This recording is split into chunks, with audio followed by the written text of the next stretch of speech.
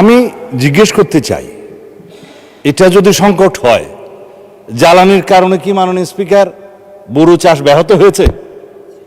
14 April পার হয়ে যাওয়ার পরে মাননীয় প্রধানমন্ত্রীর নির্দেশনায় তারপরে সহনীয় মাত্রায় জ্বালানির মূল্য বৃদ্ধি করা হয়েছে আন্তর্জাতিক বাজারের সাথে কিছুটা সামঞ্জস্য রেখে।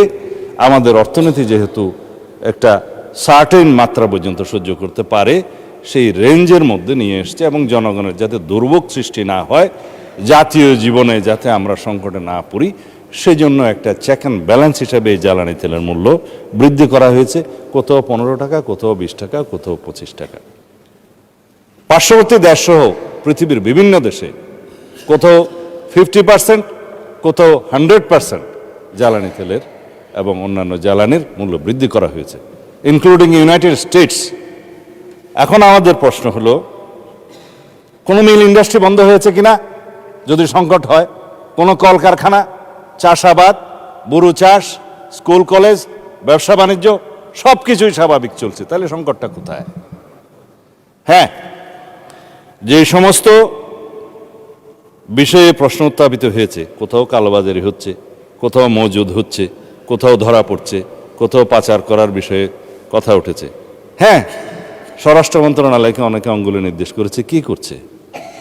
এগুলো যে ফাইন্ড আউট করলো, এগুলো তো স্বরাষ্ট্র মন্ত্রণালয়ই করেছে। এটা র্যাব করুক, পুলিশ করুক, অন্য বাহিনী করুক, বিজিবি করুক, স্বরাষ্ট্র মন্ত্রণালয়ই তো করেছে। পুলিশের কাজ তো আর জ্বালানি মন্ত্রণালয় করতে পারে না। কিন্তু যেখান থেকে এগুলো উদ্ধার করা হয়েছে, এ সমস্ত মজুদকারী বা কালোবাজারি অথবা অনলাইনে তেল কালোবাজারের যে চক্র, এ বিষয়ে যদি কথা বলতে চাই, একটা ভালো অ্যাটমসফিয়ার বজায় রাখার জন্য আমরা কেউ কোনো রাজনৈতিক দলের কথা বলবো না। কারণ কালোবাজারির পরিচয় কালোবাজারি, দুষ্কৃতিকারীর পরিচয় দুষ্কৃতিকারী। যদি অতীতের মতো আমরা আগের কালচারে ফেরত যাই, যে আপনার রাজনৈতিক দলের এই কর্মী করেছে, বিরোধী দলের এটা করেছে, অমুক এটা করেছে, সেই কালচার তো আমি যেতে চাই না মাননীয় স্পিকার। সুতরাং আমরা এখানে দোষারোপের কোনো রাজনীতি দেখছি না। ধন্যবাদ জানাই মাননীয় বিরোধী দলের নেতাকে যে আপনি আলাপ আলোচনা করতে চেয়েছেন, সরকারি দল বিরোধী দল মিলে যদি কোনো রকমের সংকট হয়, এবং সেই ক্ষেত্রে জাতীয় ভিত্তিতে, জাতীয় ইস্যুতে সবসময় আমরা এক থাকবো। যেমনভাবে আমরা কালার এক্সপার্ট এবং ডার্ক স্যাপ সমৃদ্ধ অরিক্স অ্যাডভান্স ডিটারজেন্ট পাউডার, আপনার লন্ড্রি এক্সপার্ট।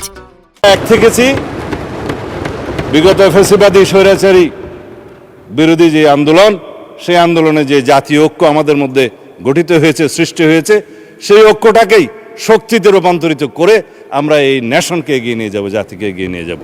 সেখানে আমরা একমত। এই ইস্যুগুলো সাধারণত এইভাবে জাতীয় সংসদে আলোচনা কখনো আগে হয়নি মাননীয় স্পিকার। আমার অন্তত সংসদীয় রাজনীতির ইতিহাস আমি দেখেছি, বিগত দিনে কোনো সেশনে একটা বা দুইটার বেশি মুলতবি প্রস্তাবও আলোচনা হয়নি। 68 বিধিতে খুব রেয়ার আলোচনা হয়েছে। কিন্তু আমরা এই জাতীয় সংসদের আলোচনাকে অর্থবহ করতে চাই। এই আলোচনাটাকে শুধুমাত্র আলোচনায় টকড আউট করে দিতে চাই না। এখান থেকে যদি কোনো সলিউশন বেরিয়ে আসে, সেটা আমরা গ্রহণ করব এবং মন্ত্রণালয়ের সেটা আমরা এক্সিকিউট করব। মাননীয় প্রধানমন্ত্রীর কাছে আমরা নির্দেশনা চাইব, সেটা আমরা বাস্তবায়ন করব। আজকে মাননীয় প্রধানমন্ত্রীর এখানে আমাকে একটু প্রশংসা করতেই হয়। উনি প্রশংসা পছন্দ করেন না, তারপরেও করতে হয়।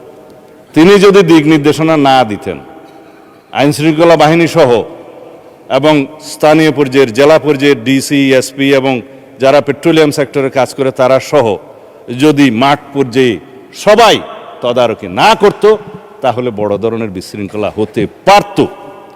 প্রত্যেকটা পেট্রোল পাম্পে, প্রত্যেকটা ডিপোতে ডেইলি ভিত্তিতে রুটিন করে সেখানে তদারকি করা হয়েছে, সেখানে সমস্ত ডাটা সংরক্ষণ করা হয়েছে এবং সকাল বিকাল সেখানে মনিটরিং করা হয়েছে কোনো রকমের অনিয়ম হচ্ছে কিনা। তারপরেও কিছু কিছু অনিয়ম হয়েছে, কারণ যেখানে দ্রব্যমূল্য কম থাকে সেই দ্রব্যটা মজুত করার, পাচার করার এবং অপচয় করার একটা প্রবণতা, এটা হিউম্যান বিইংয়ের মধ্যে থাকে। এবং যেগুলো বর্ডার এরিয়া, ওখানে আপনি দেখবেন একটা ডিম আন্ডাও এই পার থেকে ও পারে যায়। সেটা আমার চাকরি জীবনের অভিজ্ঞতা। যেমন চাঁপাইনবাবগঞ্জে, যেমন নওগাঁতে, বিভিন্ন বর্ডারে, তারা এটা স্বাভাবিক ব্যবসাই মনে করে অনেকটা, যে ইদার উদার করে। যে মূল্য আমি আমার চাকরি জীবনে দেখেছি, ডিম পাচার হয়ে আসতে বর্ডার থেকে। এখানে ডিমের চাহিদা, যখন ডিসি সাহেব এটা বন্ধ করলেন তখন স্ট্রাইক করে দিল মানুষ, বললে যে এটা তো আমাদের দৈনন্দিন জীবনের চাহিদা মিঠায়। তখন টেকনিক্যালি সেটা অ্যাভয়েড করা গেল। এগুলো আমি ইন্সপায়ার করছি না, এটা স্বাভাবিকভাবে যেই দেশের যে বর্ডার এরিয়াতে যা কিছু দ্রব্যমূল্য কম থাকে সেটা পাচার হয়ে যাওয়ার একটা টেন্ডেন্সি থাকে। কিন্তু আমরা সাকসেসফুলি দুই একটি এক্সেপশনাল ঘটনা বাদে আমাদের জ্বালানি তেল বা অন্য কোনো কিছু পেট্রোলিয়াম জিনিস বা সিলিন্ডার কোনো কিছু পাচার হতে দেই নেই সাকসেসফুলি। অবশ্য স্বরাষ্ট্র মন্ত্রণালয়ের কৃতিত্ব কোনো সরকারের সময় কেউ স্বীকার করে না, কারণ যত দোষ নন্দ ঘোষ। এখানেও তাই হয়েছে, যা কিছুই হবে স্বরাষ্ট্র মন্ত্রণালয় কি করে। স্বরাষ্ট্র মন্ত্রণালয় যেই উত্তরাধিকার সূত্রে যা পেয়েছে সেটা আপনারা জানেন। আমরা আইনশৃঙ্খলা পরিস্থিতি আল্লাহর রহমতে সমুন্নত রাখতে সক্ষম হয়েছে এই পর্যন্ত। যেই ইনফ্রাস্ট্রাকচার, যেই জনবল এবং যেই পুলিশ কাঠামো এবং যে আইনশৃঙ্খলা বাহিনীকে নিয়ে আমরা যাত্রা শুরু করেছি, সেই অবস্থায় এর চাইতে বেশি কিছু কি আপনারা আশা করতে পারতেন? এখন আমরা এই পুলিশ বাহিনীকে মোরালি স্ট্রং করার জন্য আমরা মোটিভেট করছি, তাদেরকে ওয়েল ইকুইপড করছি, এবং আমরা যে সমস্ত যানবাহন ধ্বংসপ্রাপ্ত হয়েছে বিগত মুভমেন্টের সময় সেগুলো পরিপূরণ করে, এবং আমরা একটা স্ট্রাকচার রেডি করে জনবলগুলোকে আমরা সঠিকভাবে যাতে আইনশৃঙ্খলা নিয়োজিত কার্যক্রমে সঠিকভাবে ব্যবহার করতে পারি, জনবান্ধব এবং পাবলিক ফ্রেন্ডলি যাতে একটা বাহিনী হিসেবে এস্টাবলিশ করতে পারি, সেই জন্য কাজ করছে মাননীয় স্পিকার।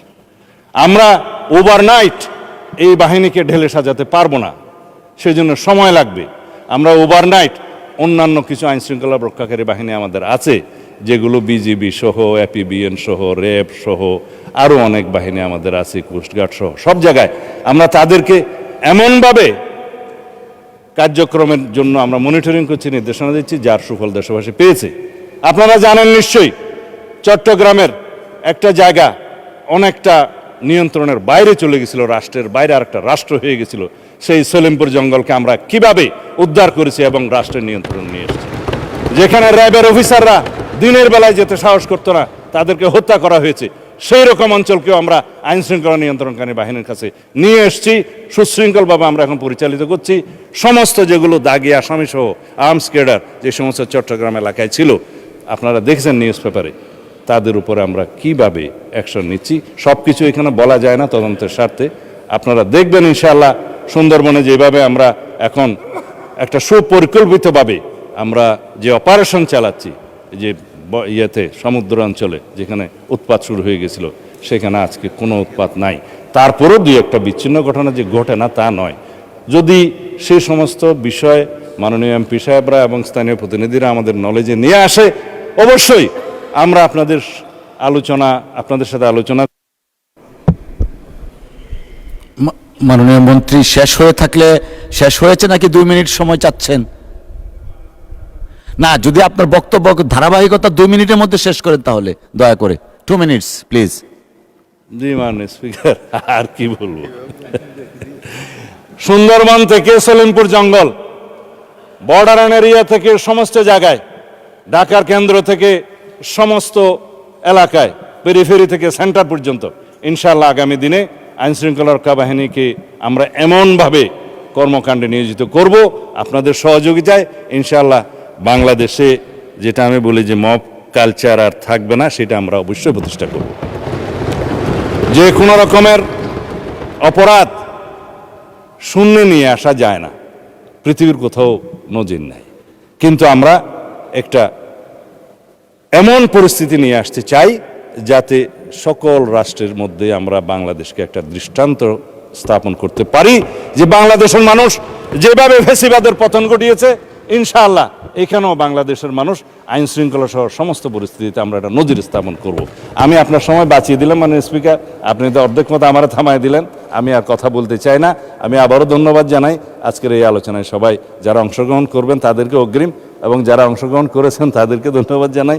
আশা করি আমরা এই অ্যাটমসফিয়ারটা বজায় রাখবো। মাননীয় বিরোধী দলীয় নেতা যদি আবার আলোচনা করেন, অবশ্যই উনি অনেক তথ্য দিবেন। আশা করি অন্তত আপনারা প্রেসে অথবা অন্যান্য জায়গায় যাতে কোনো বক্তব্যে সরকারের এই সমস্ত কর্মকাণ্ড পরিচালনার বিষয়ে নেতিবাচক কোনো ধারণা না পড়ে সেইভাবে দয়া করে বক্তব্য রাখবেন। আমরা সবাই একসাথে আপনাদের সাথে আলোচনা করে চলতে চাই এই জাতীয়। ধন্যবাদ। কালার এক্সপার্ট এবং ডার্ক স্যাপ সমৃদ্ধ অরিক্স অ্যাডভান্স ডিটারজেন্ট পাউডার আপনার লন্ড্রি এক্সপার্ট।